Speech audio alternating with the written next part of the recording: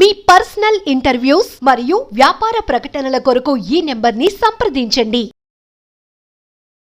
Hi hello నమస్తే, నేను మీ కట్టగారు. వణికించే చర్యలో కూడా వేడి తగ్గలేదు. వివాదాలు ఎన్నున్నా కలెక్షన్స్ ఆగలేదు. మొత్తానికి పుష్ప ది రూరల్ సినిమా దుమ్ము రేపుతుంది అని చెప్పక తప్పదు. ఆ సినిమా అనేక వివాదాల మధ్య రిలీజ్ అయింది. మెగా అల్లు ఈ వివాదం అంతా మనం చూస్తూ ఉన్నాం. కానీ ఏదో ఆ సినిమా మీద అది పడుతుందా లేదా అని కాడ మెగా ఫ్యామిలీ కూడా ఆల్ ది బెస్ట్ చెప్తూ వాళ్ళకి ప్రోత్సాహం ఇచ్చింది అల్లు అర్జున్కి. అదేవిధంగా జనం కూడా రిసీవ్ చేసుకున్నారు. ఆ వివాదాలని పక్కన పెట్టి పుష్ప 2కి గ్రాండ్ వెల్కమ్ చెప్పారు. ఆ సినిమాలో సక్సెస్ ఏంటి, ఫెయిల్యూర్ ఏంటి, సినిమా మొత్తంగా ఎలా ఉంది, అల్లు అర్జున్ నటన ఎలా ఉంది, సుకుమార్ డైరెక్షన్ ఎలా ఉంది, నిర్మాణ విలువలు ఎలా ఉన్నాయి, డిఎస్పి సంగీతం ఎలా ఉందో మాట్లాడుకునే ప్రయత్నం చేద్దాం. మనతో ఉన్నారు ప్రముఖ రాజకీయ సామాజిక సినిమా విశ్లేషకులు, సినిమా చూసొచ్చి మనతో ఉన్నటువంటి చంద్ర శ్రీనివాసరావు సార్. నమస్కారం. నమస్కారం కార్తీక్ గారు. రాత్రి సినిమాకి వెళ్ళారంటే కుటుంబంతో కలిసి? వెళ్తాం. ఫస్ట్ షో చూడాలి, చాలా రోజులు కదా, 3 సంవత్సరాల నుంచి 3 ఇయర్స్ తర్వాత పార్ట్ 2 వస్తుంది కాబట్టి ఎలా ఉంటుందో అనేది అనేక వివాదాల నడుమున సినిమా రిలీజ్ అయింది. రాత్రి 1:30 షో చూసాం, నిద్ర ఆపుకొనలో చూసాం అనమాట. అండి ఓవరాల్గా సినిమా మంచి సినిమా చూసిన feeling, good feel movie. Allu Arjun నటన ఎలా ఉంది? నెక్స్ట్ లెవెల్ అండి. నేను అల్లు అర్జున్ ప్రతి సినిమా చూస్తాను కదా, జులై చూస్తాను, ఒకప్పుడు గంగోత్రి కెరీర్ లోనే ది బెస్ట్ మూవీ అంటున్నారు. డెఫినెట్ గా 100% అండి. అంటే తన 4 పదులు వయసు, కానీ 65 సంవత్సరాలు ఎవరు సాధించలేనిది నేషనల్ అవార్డు పొందాడు. పొందిన తర్వాత తన యాటిట్యూడ్ పాయింట్ ఆఫ్ వ్యూలో అనేక విమర్శలు ఎదుర్కొన్నాడు. రాజకీయంగా వైసీపీకి సపోర్ట్ చేసి కొద్దిగా ఇబ్బందికి గురయ్యాడు. కాకపోతే అనుకోకుండా చివరికి సినిమా రిలీజ్ అయ్యే ముందు రోజుకి అన్ని కలిసి వచ్చింది. ఒకవైపు డిప్యూటీ సీఎం గారు పవన్ కళ్యాణ్ ఆంధ్రప్రదేశ్ లో కూడా పర్మిషన్ ఇవ్వటం, టికెట్ రేట్ పెంచుకోవడానికి మెగా ఫ్యామిలీ చాలా కోఆపరేట్ చేసింది. వివాదాల మధ్య నాగబాబు గారు ట్వీట్ చేయటం, సాయి ధర్మతేజ్ ట్వీట్ చేయటం, ఇవన్నీ ఏంటంటే ఇది ఆసరాగా తీసుకుని వైసీపీ వాళ్ళు అంబటి రాంబాబు లాంటి మిగతా వాళ్ళ చలికి మంటగా కాల్చుకోవాలని వాళ్ళు రకరకాలుగా వీళ్ళ మధ్య మెగా అల్లు అరవింద్ కుటుంబాల మధ్య పెట్టాలని చూశారు. కానీ అదేమి దీనికి పనిచేయాల. అవన్నీ ఉంటాయి. సపోజు నేను ది బెస్ట్ కదా అనే ఇది ఎవరికైనా ఉంటుంది. బట్ ఆ పాయింట్ ఆఫ్ వ్యూలో ఎందుకంటే ఎంత అనుకున్నా ఎంత కాదనుకున్నా చిరంజీవి గారి మాటను పెరిగిన ఇదే ఆయన వేసిన పునాది రాళ్ళు తర్వాత శాఖోపశాఖలు విస్తరించినాయి. ఆయనకి తెలుసు, అందరికి తెలిసిన అంశమే. కాబట్టి ఈ రోజున అతను కానీ నేను మాత్రం ఎదగాలనుకోలే, నా కుటుంబం మొత్తం ఎదగాలని అనుకున్నాడు. అందరికీ అవకాశం ఇప్పించాడు. ఎవరి పందా వాళ్ళది, ఎవరి ఆలోచన వాళ్ళది. కాబట్టి ఈ సినిమాకి వచ్చేసరికి నేను చూసింది ఏంటంటే ఫస్ట్ పార్ట్ 1 చూశాను, పార్ట్ 2 చూశాను. రెడ్ శాండిల్స్ తర్వాత కూలీగా ఎలా ఎదుగుతాడు, ఎలా ఎమర్జ్ అవుతాడు అనేది మనం ఫస్ట్ పార్ట్లో చూపించాడు. ఈ రేంజ్లో వెళ్ళొచ్చా అనేది నటనలు చూపించాడు. పార్ట్ 2 వచ్చేసరికి అంటే డిఫరెంట్గా తీసుకున్నాడు. కుటుంబ విలువలు ప్రాధాన్యత ఇచ్చాడు. అదే సమయంలో తన భార్యకి, మనం ఇంట్లో బయట ఎన్నైనా చెప్పిన ఇంట్లో భార్య మాట్లాడితే బాగుంటుందని చెప్పి పెద్దలు చెప్తుంటారు. భార్యకి ఇచ్చే విలువను భార్యకి ఇచ్చేసి చూపించాడు. అదే సమయంలో తన అన్న ప్రేమని తక్కనప్పుడు చివరికి అన్న రిలైజ్ అయ్యి తన కుటుంబాన్ని దగ్గరికి రావటం, ఇవన్నీ కూడా ఏంటంటే ఓవరాల్గా సాదాసీదాగా ఒక జపాన్లో ఎంటర్ అవుతుంది. 45 రోజులు దాంట్లో వెళ్ళిన వ్యక్తి ఆ కంటైనర్లో అక్కడ మంచి ఫైట్స్ చూపించాడు.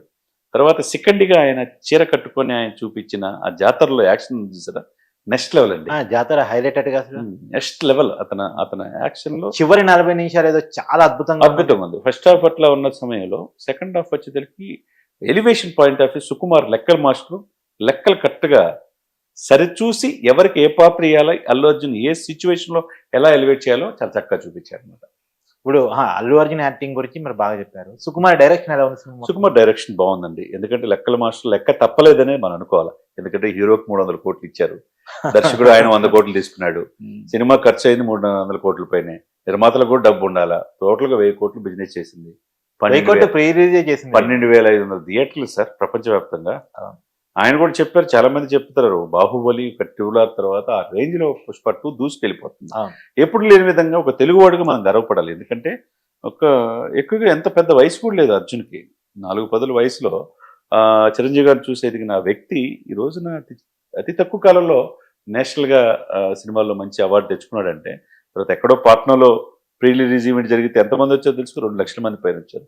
అట్లా తమిళనాడులో అట్లా ఉంది. తర్వాత కేరళలో చూసినా, మొన్న యేసవ్ కూడా చూసినా తనకంటూ ఒక బేస్ ఎక్కడిది మెగా ఫ్యామిలీ నుంచి వచ్చింది అది కూడా. అవును. ఆ బేస్ను సుస్థిరం చేసుకున్నాడు. కాకపోతే ఇతని ఎలివేషన్ పాయింట్ ఆఫ్ వ్యూ ఏంటంటే ఫైట్స్ కావచ్చు, ఆహభావాలు కావచ్చు, డ్యాన్స్ కావచ్చు, నటన విశ్వరూపం చూపించాడు అని మనం అనుకోవాలన్నమాట. చాలా చక్కగా. సార్ మొత్తంగా పుష్ప 1కి 2కి తేడా ఏంటంటే ఏం చెప్తారు? అంటే పుష్ప 1 అంటే డిఫరెంట్. ఒక కూలీ స్థాయి వ్యక్తి ఏ విధంగా ఎదగొచ్చు, ఎదిగి తనతో పాటు సమాజాన్ని ఏ విధంగా చూసుకోవచ్చు అనేది అక్కడ చూపించాడు. మొరటవాడిగా ఏదైనా చేయగలనే ఉద్దేశంతో. ఫాయిజ్ ఫజిల్ ఉన్నాడు కదా విలన్ పాత్ర, అక్కడ చూపించాడు ఎలివేషన్. పార్ట్ 2 వచ్చేసరికి ఆ వ్యక్తి నెక్స్ట్ లెవెల్ వెళ్ళిపోయి సిండికేట్ లీడ్ చేసే స్థాయి నుంచి ఒక ఫోటో కోసం దిగాలనుకుంటే ఆ ఫోటో దిగడానికి ముఖ్యమంత్రి ఇష్టపడకపోతే ఆ ముఖ్యమంత్రియే మార్చాలనుకున్నాడు తన సంపాదనతో. నిజంగానే మార్చి చూపించగలిగాడు ఆ సినిమాలో.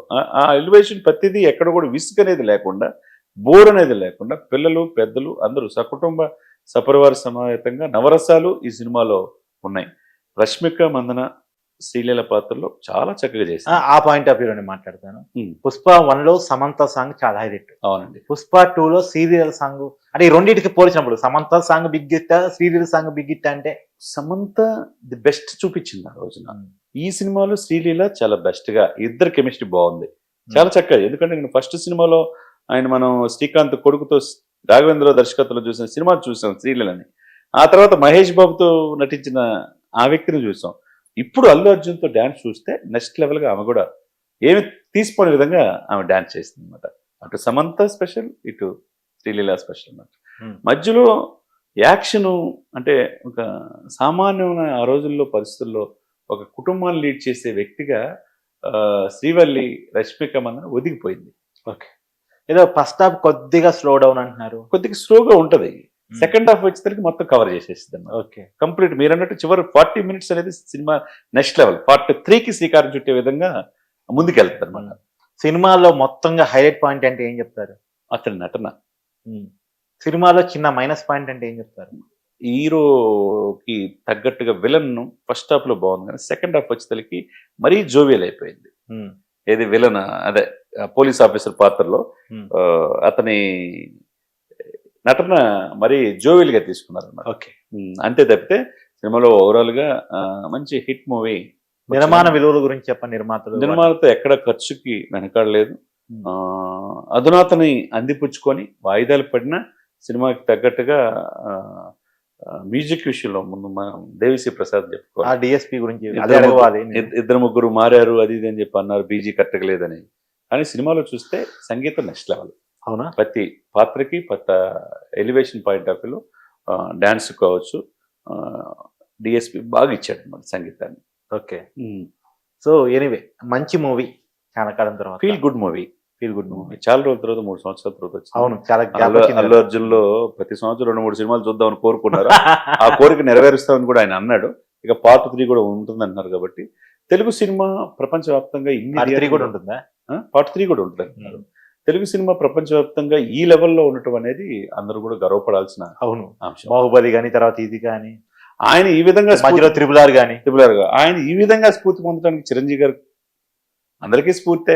ఈయన కూడా ఆ యొక్క చెట్టు నీడలో పెరిగిన వ్యక్తే కాబట్టి అందరూ ఈ రోజున అక్కుని చేర్చుకున్నారు. అంతా బాగుంది, చెట్టు నీడ మర్చిపోకుండా ఉంటే చాలు. అంతే, మనం కూడా కోరుకునేది మూలాలు మర్చిపోకూడదు. అంతే, ఎంత స్థాయినా ప్రతి దూకులకి యాటిట్యూడ్ ఉంటుందండి.